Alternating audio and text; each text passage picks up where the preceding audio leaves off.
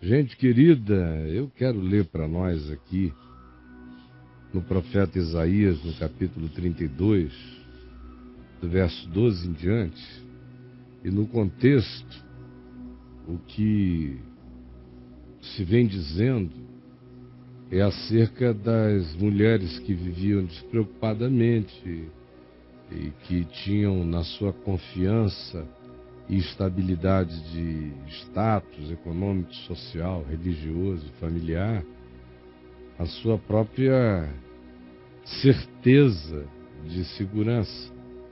E aí se diz a elas, olha, vocês que andam assim tão sem preocupações, podem saber que vai chegar o dia em que vocês vão andar despidas.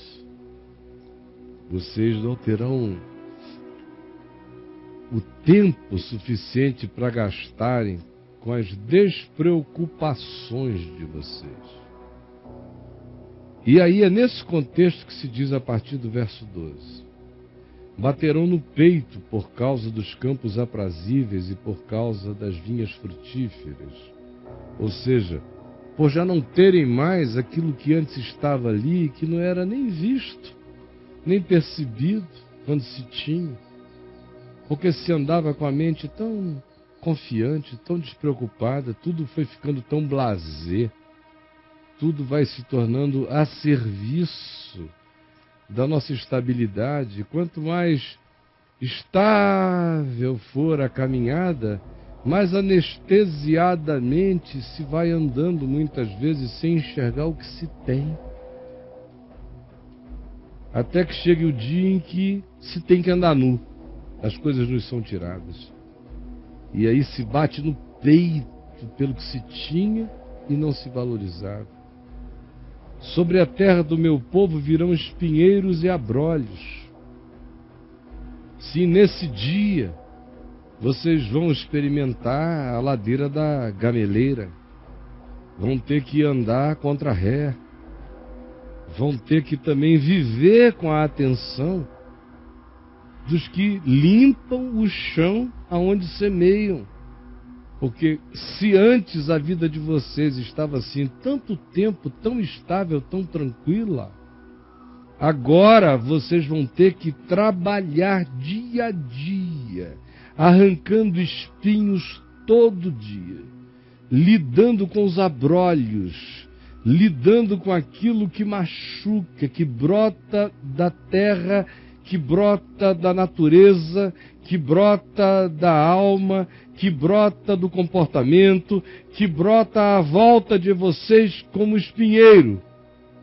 Vocês vão ter que lidar com isso, porque o tempo de uma existência tranquila deixou vocês num estado de anestesia total. Vocês só serão acordados pela calamidade, pelo espinho, pelo abrolho, pelo desconforto. Só perceberão mesmo o sentido da vida quando o palácio estiver abandonado, quando a cidade populosa ficar deserta, quando as torres das garantias de vocês se transformarem em lugares de esconderijo apavorante, quando os valores todos forem invertidos, é que vocês vão entender. Até o verso 14 é isso que se está dizendo. Aí o verso 15 diz: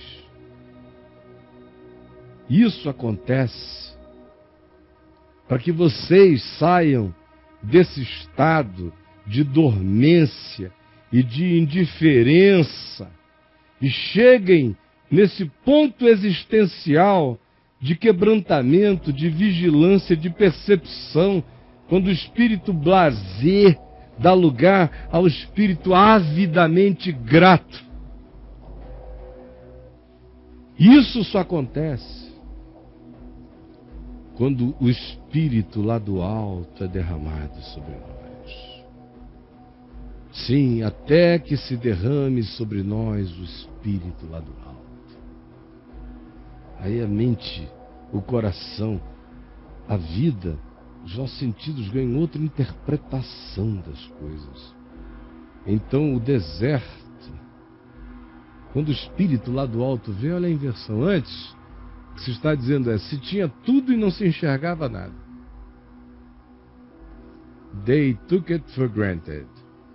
Tinham tudo e achavam que era normal ter tudo. Pensaram que era natural que o universo conspirasse em seu favor, bobinhos. Aí andavam despreocupadamente. Todo o tempo que gastavam era o tempo que gastavam na desocupação, na despreocupação. Até que tem que chegar a hora da aterrissagem para a salvação do ser. E aí as coisas começam a se desfazer. Vão se tornando ao contrário.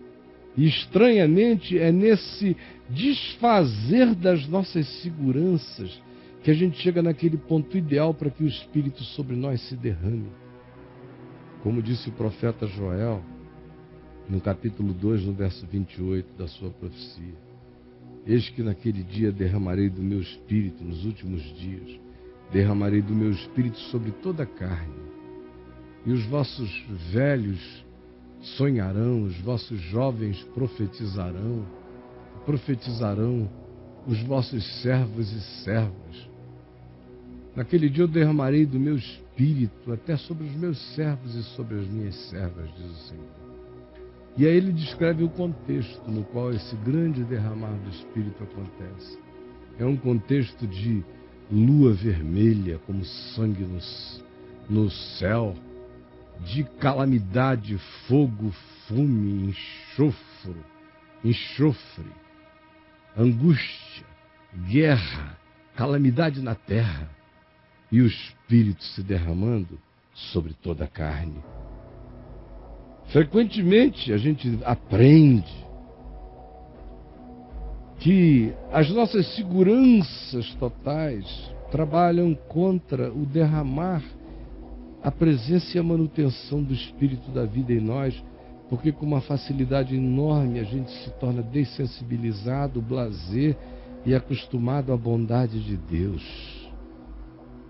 Nos tornamos cínicos para com o sublime, e aí precisamos perder para sermos acordados. E o acordar definitivo só acontece quando o Espírito Santo é derramado. E aí as inversões das interpretações são alteradas.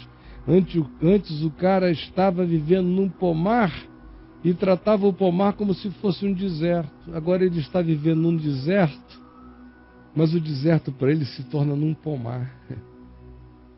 E o pomar para ele será tido como um bosque.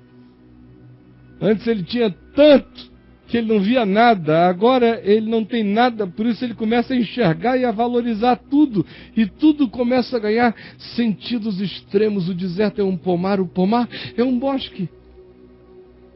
O entendimento habitará no deserto, o entendimento habitará a solidão, o entendimento, o juízo, o discernimento habitará a perda.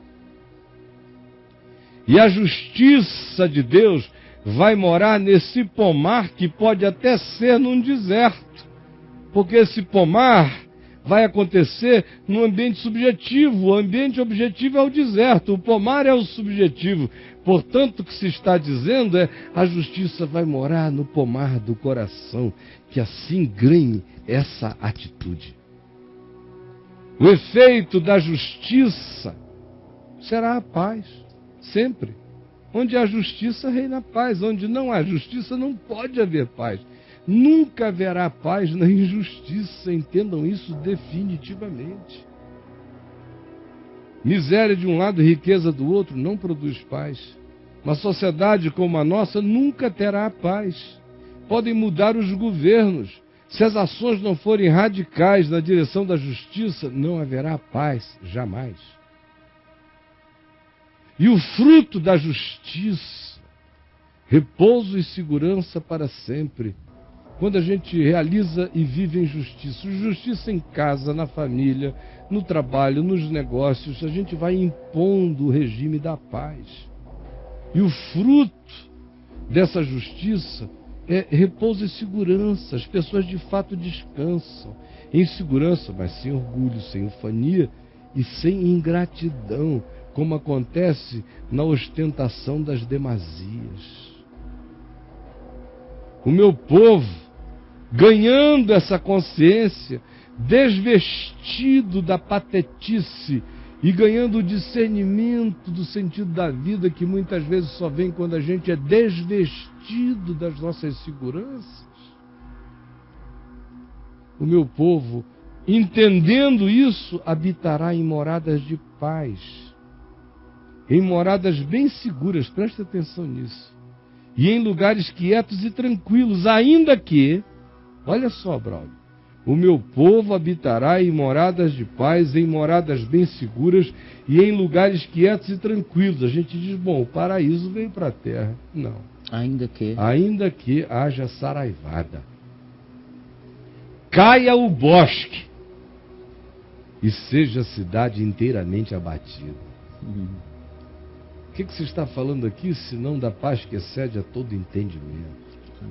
Puro evangelho, Jesus dizendo, edifique sobre a rocha da verdade, da justiça, da paz, da sinceridade, que é o sermão do monte ensina. Essas minhas palavras são rocha. Edifique sua casa aí, e você morará em paz. Amém.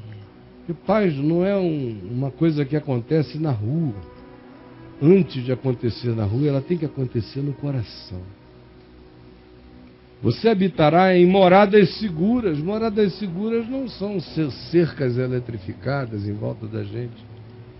Não. Sim. É um coração sereno, sem a paranoia das angústias.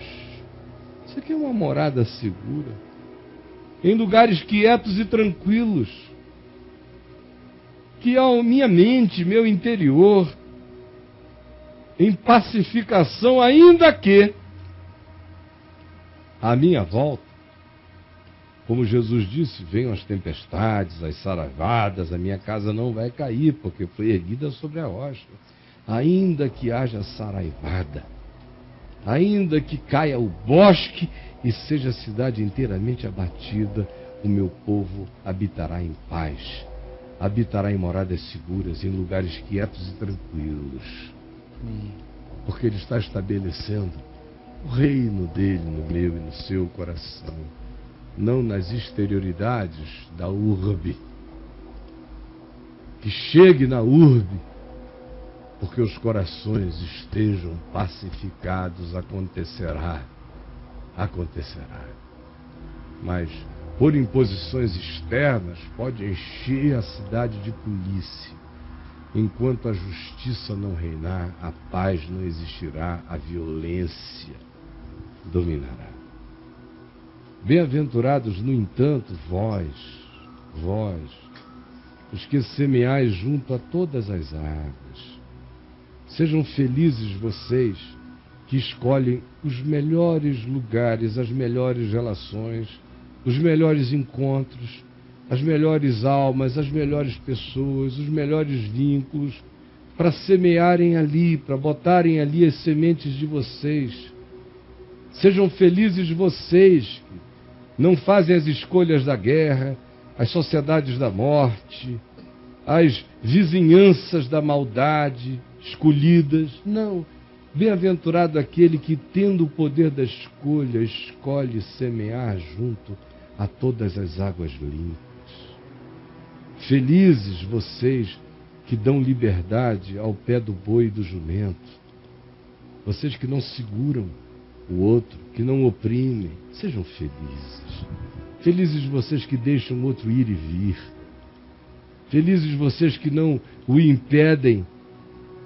Felizes vocês que existem com essa dignidade e sabem da liberdade. De modo que no que diz respeito às ações de vocês, vocês semeiam com gente boa, junto a todas as fontes das águas, e dão lugar ao pé do boi e do jumento, para que ele coma, beba, trabalhe. Felizes os que não oprimem o próximo, sob hipótese alguma. Esses podem habitar até na cidade conturbada, porque o coração deles já aprendeu o caminho do significado o deserto para eles vira pomar, o pomar se transforma num bosque. Eles aprenderam o sentido da vida. A ingratidão não toma conta deles. Eles querem ter uma vida com causalidade. Sentido que se transforma em fruto, em demonstração de vida e paz. Eles não querem ser só discursadores,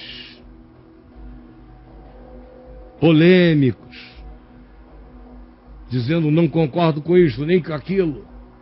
Fuck the poor, jamais. Não na minha presença. Na minha presença ninguém diz isso. Fuck the poor, não. Marcos Feliciano não me representa. Coisa mais ridícula. Claro que não. Agora eu vou fazer propaganda dele dizendo que ele não me representa. Ai, vocês me cansam. São cheios de coisa. Mostra aquela imagem aí do Fuck the Poor. Cara, o pessoal tá aí. Essa é a espiritualidade. Enquanto isso, blasés, não se importam com nada. Só tem um discurso solidário, mas não se converte a coisa alguma. Cheios de opiniõezinhas, amargas, azedas, e sem nenhuma ação na vida. Árvores frondosas, mas sem fruto. Frondosas no criticismo e sem nenhum fruto de vida, de solidariedade, de graça, de paz. São verdadeiros derrames de logorreia. Cachoeiras, cascatas logorreicas. A gente até pensa que se importam com a vida. Mas está aí como é que se importa. Os que discutem em nome da verdade não têm nenhum amor por ela. Até que se arrebentem todos. Nesse mundo caído, cada dia eu sei mais que o cara que vai tendo tudo vai se tornando apenas diabo. Nesse mundo caído, infelizmente, amigos, os confortos, as seguranças humanas só nos anestesiam. Nos tornam, no máximo, críticos em nome da solidariedade, mas não nos tornam pessoas das ações da vida. É a perda, são as perdas. São as desconstruções que nos internecem de maneira séria para atolarmos-nos nos compromissos. Isso acontece quando a gente é destituído das nossas seguranças e tem que aprender o caminho da valorização singela de cada coisinha que vai chegando à nossa vida e à nossa mão. Aí o deserto vai virar o pomar vira um bosque na nossa apreciação.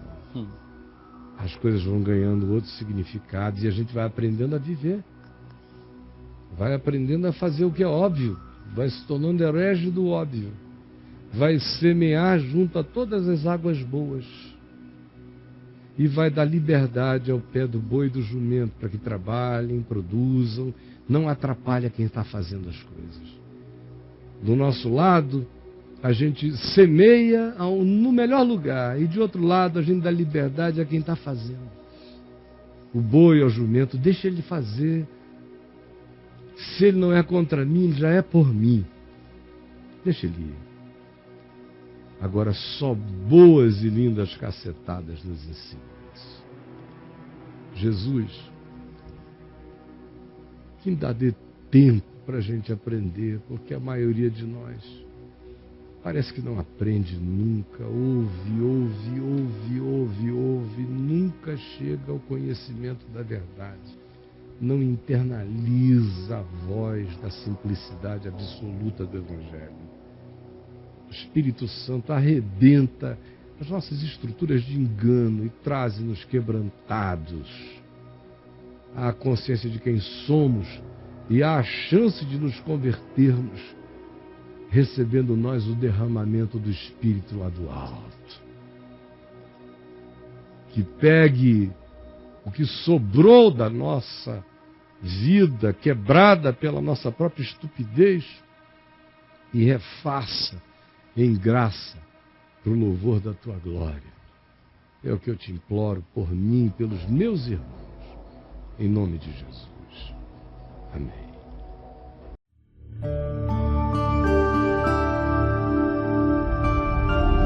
VMV TV, o canal é você.